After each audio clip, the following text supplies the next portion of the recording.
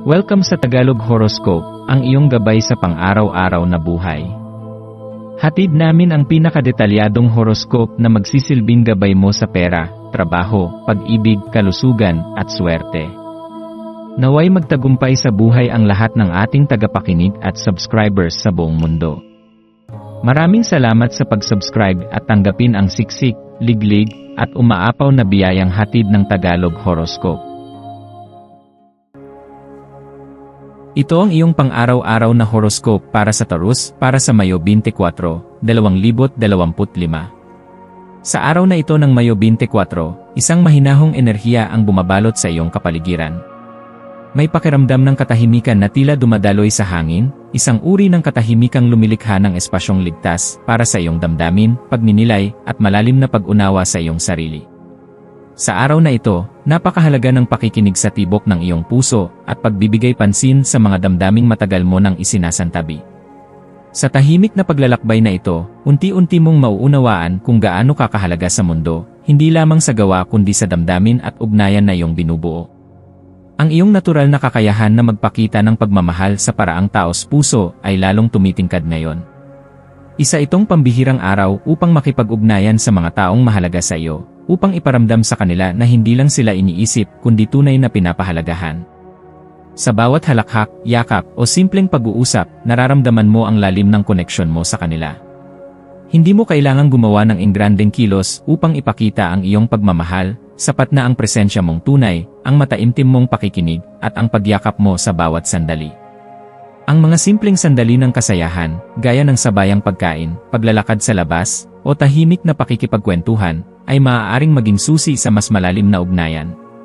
Habang nagpapahinga ka o nagmumuni-muni sa isang komportableng sulok ng iyong tahanan, maaaring biglang pumasok ang mga kaisipang may malalim na kahulugan. Sa katahimikan ng paligid, parang lumalalim ang iyong pananaw sa mga bagay-bagay. Sa ganitong sandali, maaari mong tanungin ang sarili, ano nga ba talaga ang gusto ko? Ano ang nagpapasaya sa akin? Anong pangarap ang matagal ko nang hindi tinutukan? Ang mga katanungang ito ay hindi upang guluhin ang iyong isipan, kundi upang bigyan ka ng direksyon, upang muli mong alalahanin ang iyong mga layunin at kung paanong mararating ang mga ito sa paraang makatao at makabuluhan. Sa araw na ito, napakahalaga ng koneksyon mo sa iyong tahanan at ang mga bagay na nagbibigay sa iyo ng ginhawa at kasiguruhan.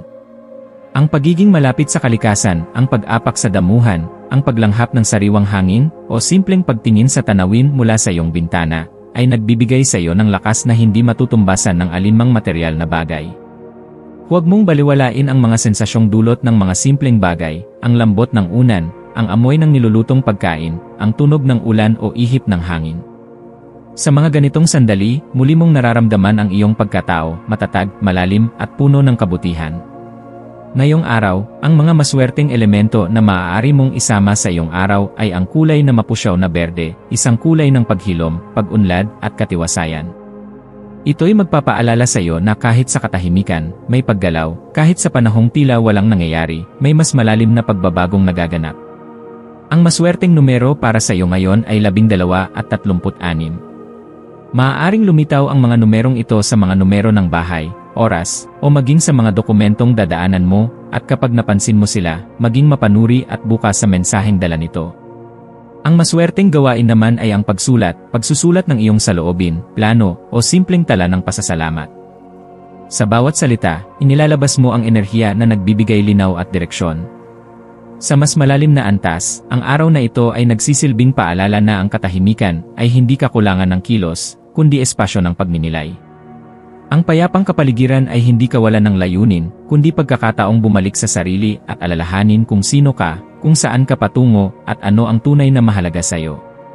Huwag kang matakot na tahakin ang landas ng introspeksyon, ito ang daan tungo sa mas matibay na pundasyon para sa iyong kinabukasan. Sa paglalim ng iyong pag-unawa sa sarili, mas madali mong matutukoy kung aling mga hakbang ang dapat mong unahin at kung anong mga damdamin ang dapat mong bitawan upang umusad ng buo at malaya. Ang payo para sa araw na ito ay huwag mong hayaan ang sarili mong masanay sa ingay ng mundo at kalimutan ang lakas ng pananahimik.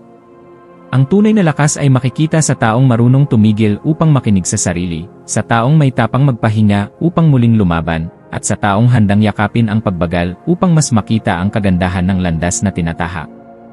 Panatilihin ang kababaang loob sa gitna ng tagumpay, at ang pasensya sa gitna ng hindi inaasahang pagbabago. Ang katatagan ng iyong loob ay higit pa sa sapat upang lagpasan ang kahit anong pagsubok na maaaring sumulpot. Sa pagtatapos ng araw na ito, yakapin mo ang kabuuan ng iyong paglalakbay.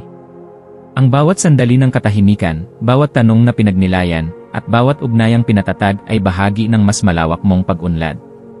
Hindi mo kailangang magmadali, sapagkat ang tunay na pag-usad ay nasa lalim ng iyong pagkilala sa sarili at sa mundo sa paligid mo.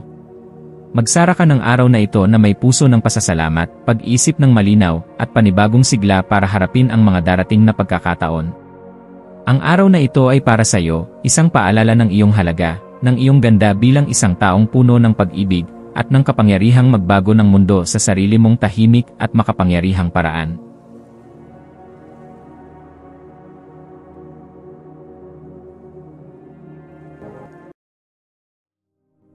Tayo ay magkaroon ng kaunting sandali upang ipagdasal ang lahat ng mga dalangin ng ating mga subscribers, na sana'y matamo nila ang kanilang mga pinapangarap sa buhay, magandang trabaho, mabuting kalusugan, payapa at masayang pamumuhay, at siksik, liglig at umaapaw na biyaya at kayamanan. Ipinagdarasal namin ng mataimtim ang lahat ng mga komento sa nakaraang video, at hinihiling namin, Panginoon, na pagpalain mo ang ating mga subscribers ng masayang buhay sa mundong ibabaw. Maraming salamat po. Maraming salamat sa panonood ng iyong horoscope ngayon araw. Naway gabayan ka ng mga bituin sa iyong landas. Huwag kalimutang mag-like, share, at subscribe para sa iba pang cosmic na kaalaman. Hanggang sa muli, manatiling konektado sa universo,